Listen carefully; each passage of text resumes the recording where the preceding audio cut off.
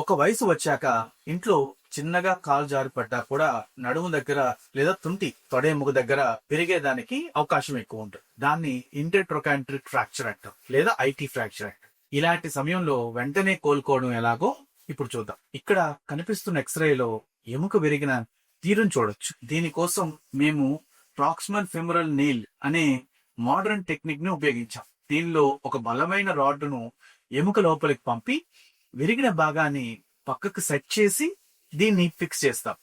Surgery result ఎలా ఉందో తెలుసా? ఆపరేషన్ జరిగిన మరుసటి రోజే ఈ పేషెంట్ వాకర్ సహాయంతో సొంతంగా నడవటం మొదలు పెట్టారు. కేవలం 3 రోజుల్లోనే అయినా పూర్తి ధైర్యంతో హాస్పిటల్ నుండి డిశ్చార్జ్ అయి ఇంటికి వెళ్ళిపోయారు. పెద్దవారిలో ఇలాంటి గాయాలు ఉన్నప్పుడు ఎంత తొందరగా సర్జరీ చేస్తే అంత తొందరగా వారు కోలుకోవడం జరుగుతుంది. దీనివల్ల వారు ఇతరులపై ఆధారపడాల్సిన అవసరం ఉండదు మరియు వారి జీవితం మళ్ళీ మునుపటిలా యాక్టివ్ గా మారుతుంది.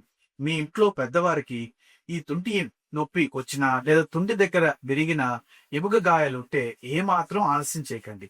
సరైన చికిత్స కోసం మమ్మల్ని సంప్రదించండి. నమస్తే.